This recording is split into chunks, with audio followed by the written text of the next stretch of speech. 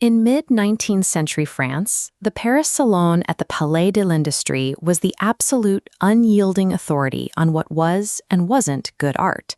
To succeed here, you followed a rigid contract. You painted gods, heroes, or elevated historical epics. You rendered them with perfectly smooth, invisible brushstrokes. The goal was to build a polished, flawless illusion, designed to make the audience feel cultured and refined. In this system, the person looking at the painting held all the power. You were invited to be a passive, invisible voyeur, peering through a window into an undisturbed world. The subjects existed strictly for your entertainment. Then comes Edouard Manet.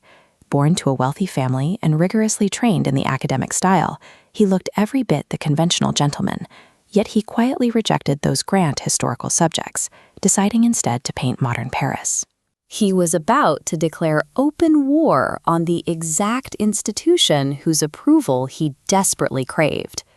His first major strike lands in 1863 with Le Déjeuner sur l'herbe. The painting features a naked woman staring blankly outward, casually picnicking alongside two fully dressed modern Parisian men. This diagram illustrates his true provocation. Manet took a mundane, contemporary scene and blew it up to the massive, wall-sized dimensions that the Salon exclusively reserved for grand mythological epics or major battle scenes. The Salon rejected it immediately. The painting ended up in an overflow exhibition, specifically created for rejected works, where crowds gathered to point and laugh at it. But the laughter was a defense mechanism. In the Salon, nudity was acceptable only if it was masked as a goddess or a nymph. By putting this same nudity into a contemporary park alongside men in modern suits, Manet stripped away the mythological disguise, forcing the public to recognize the illicit, transactional nature of the modern city they were usually permitted to ignore. If the picnic was interpreted as a misunderstood joke, Manet's next major piece, Olympia, was a deliberate escalation. He paints a reclining nude, perfectly mimicking the pose of classical Venuses. But this is clearly a modern commercial transaction.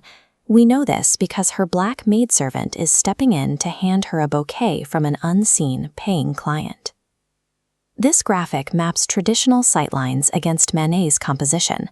While a classical subject casts her eyes downward, Olympia's gaze pierces straight out of the canvas, into your space. The power dynamic collapses. She isn't a passive object. She is evaluating you. Manet stripped away the comfortable illusion of the voyeur. His ultimate offense was his absolute refusal to flatter the people looking at his work.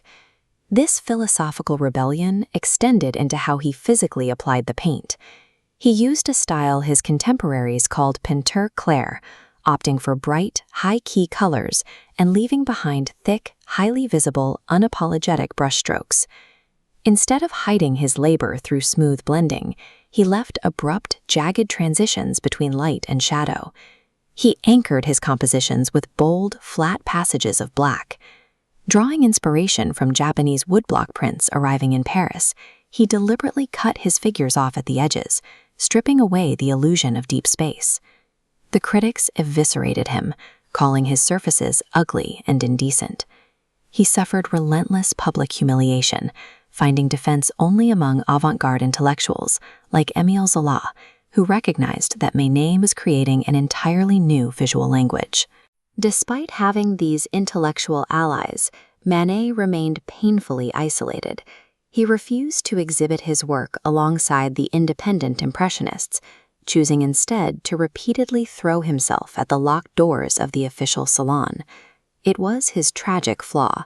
He possessed a strict artistic integrity that made it impossible to paint conventionally, permanently bound to an ambition that demanded conventional success.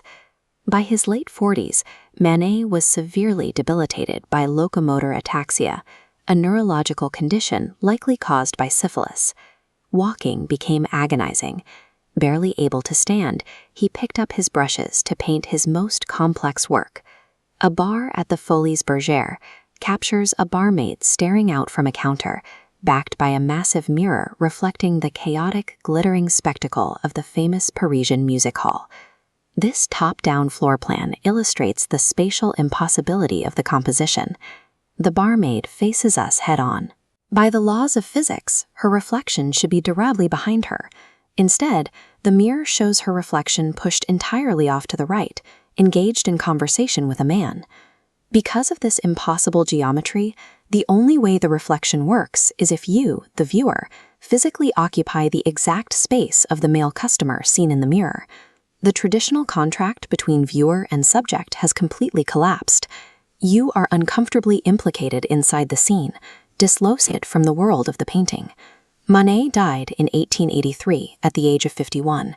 He was finally awarded the official validation he spent his life chasing, the Légion d'honneur, just 1 year prior, when he was already too sick to fully enjoy it. He never wrote a manifesto or founded a specific school of art. What he gave the generations of Impressionists and Post-Impressionists that followed was permission. Permission to leave the brushstrokes visible, to crop the frame, and to document the chaotic present. He defined the posture of the modern artist. He established that an artist's job is not to soothe the establishment or cater to expectations, but to disturb, to challenge, and to insist on the truth of what they see.